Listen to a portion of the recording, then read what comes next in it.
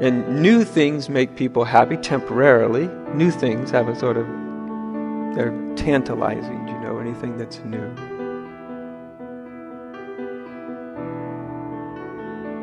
Much less all the more subtle ways we try to get happy. We try to win the approval of others. Some people seek power. Some people seek wealth. Some people seek acknowledgement. Half of the population is looking for their soulmate. They're looking for the person who cannot make them happy.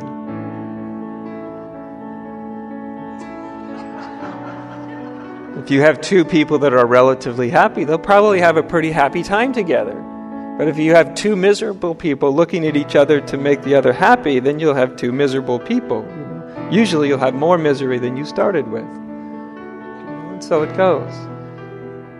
And as I said, we've been addicted to a lot of these things. And I think it's like any addict, the first thing that any addict has to realize is that they're addicted. And they have to start to become very conscious of how destructive their addictiveness is. That their addictiveness isn't just, them being strung out all the time, or there's much more sorrow in it than that.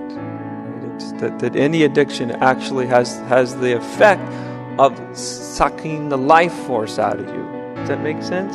It makes you feel less alive. It promises to make you feel more alive. Of course, the first time you take any substance, most substance that you can be addicted to, of course, it makes you temporarily happy, and so you grab onto that. But in the end, any addict will see that at some point, if they're ever going to recover, they have to see that their addiction itself makes them extraordinarily unhappy.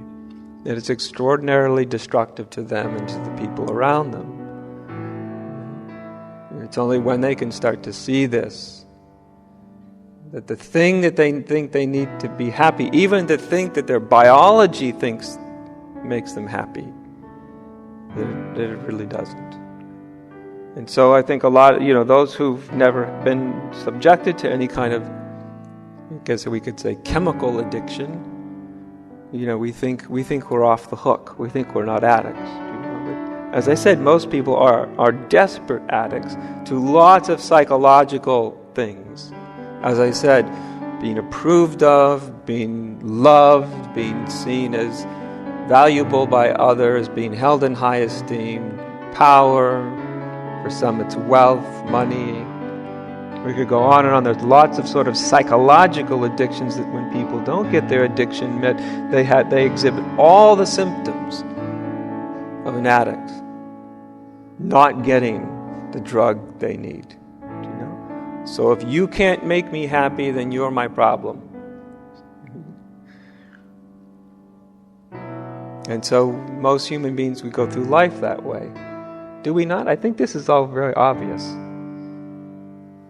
I think maybe the part of our psychological sort of addictions isn't so obvious to a lot of people. And so we can spend our whole life trying to satisfy these sort of psychological addictions, thinking if I just got enough approval, if I just found the right lover, if I just if somebody could make me feel completely worthy about my existence, then I would be happy.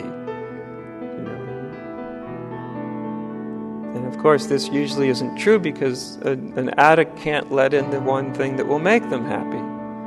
So if you can't feel good if you don't feel good about yourself, you can't actually let in feeling good about yourself. If you don't know how to love, then it doesn't really matter who you meet. Unless for some reason they start to show you how to love, which can work that way, but often it doesn't.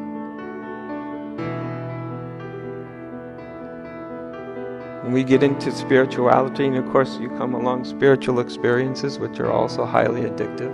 Have you noticed? Spiritual experiences are very addictive. It's more addictive than almost any substance you'll put in your system. You have a really nice, big, overwhelming spiritual experience, and you're almost certainly going to want more of that. You're almost certainly going to think that if I get that all the time, if I have that experience all the time that I had last year at 2 o'clock on a Friday afternoon, if I have that That experience all the time. If I can somehow learn to sustain that, then I'll be happy. I don't know about you, but that sounds like all the kind of thinking that an addict does, you know. Except the addict is in sort of a better. They don't have to sit around waiting. They can just take the substance. The poor spiritual aspirant has to wait around for something to happen that they can't really create. So they spend vast amounts of time in withdrawal, you know. Huge amounts of time in withdrawal.